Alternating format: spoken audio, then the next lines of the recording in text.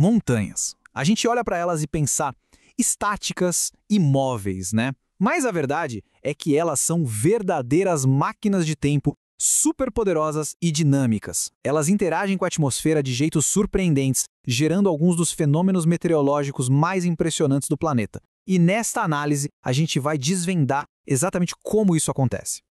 Então, bora mergulhar nisso. O nosso roteiro de hoje é uma jornada, começando com a ideia de simples obstáculos no ar, passando por uma verdadeira corrida atmosférica até chegar em redemoinhos gigantescos no céu.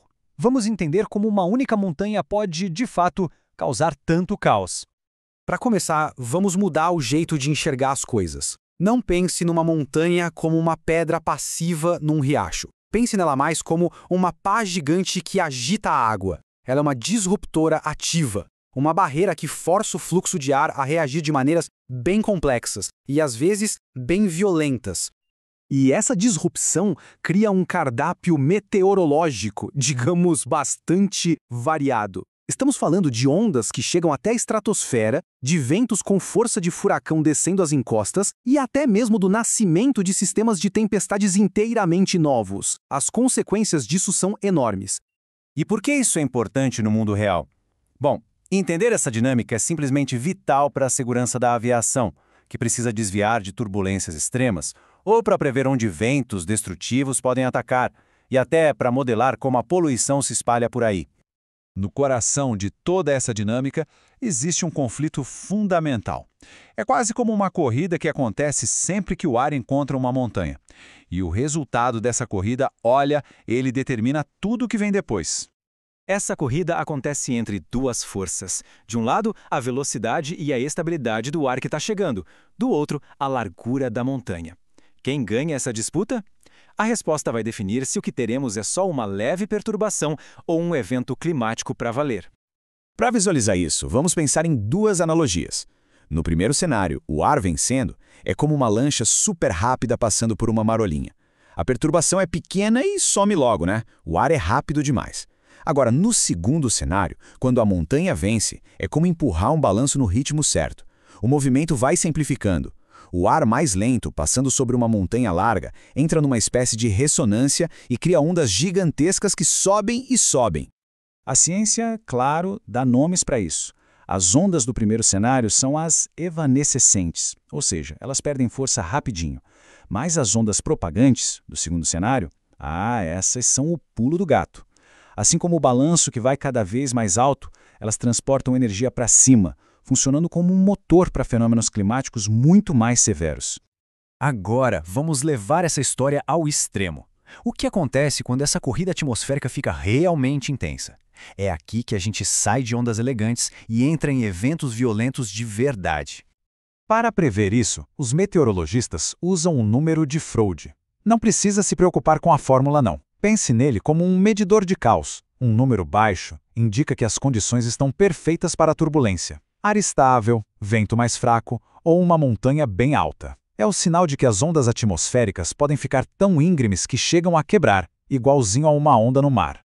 E essa quebra de onda dá início a uma cadeia de eventos impressionante. Primeiro, a onda sobe e fica cada vez mais íngreme. Aí, ela quebra, criando uma camada de turbulência lá em cima.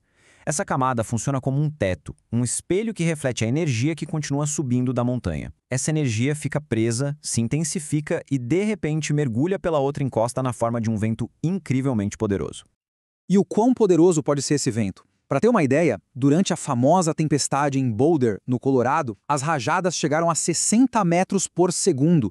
Isso é mais de 215 quilômetros por hora. É força de furacão gerada inteiramente por essa dinâmica de ondas. Toda essa força vem do ar passando por cima das montanhas, num cenário quase 2D. Mas a realidade, claro, é tridimensional. O ar também é forçado a passar ao redor delas, e isso cria um conjunto de fenômenos totalmente diferente e visualmente espetacular. Então, a pergunta óbvia é: e se o ar não conseguir passar por cima? O que acontece se uma montanha é tão alta ou o ar tão estável que ele é forçado a se desviar pelos lados? A resposta é que o fluxo se divide. E essa divisão inicia um movimento de rotação, bem parecido com a água escoando por um ralo. Esse giro num eixo vertical é o que os cientistas chamam de vorticidade, o ingrediente básico para os redemoinhos atmosféricos. Quando o ar passa por uma ilha montanhosa ou um pico isolado, essa vorticidade pode se organizar num padrão que é incrivelmente bonito e ordenado. Vórtices girando em direções opostas começam a se desprender da montanha, um de cada lado, de forma alternada. Isso cria uma rua de redemoinhos que pode se estender por centenas de quilômetros. É um fenômeno conhecido como esteira de vórtices de von Karman. Isso acontece numa escala ainda maior. Em vez de um pico isolado, vamos pensar numa grande cordilheira. O mesmo princípio de rotação, agora combinado com o giro da Terra, pode dar origem a sistemas de baixa pressão inteiros.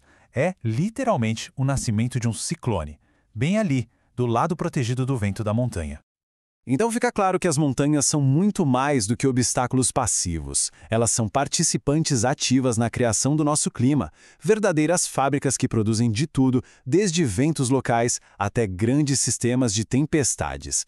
E isso nos deixa com uma pergunta: qual drama atmosférico invisível a montanha mais próxima de nós está encenando agora mesmo? Valeu por acompanhar!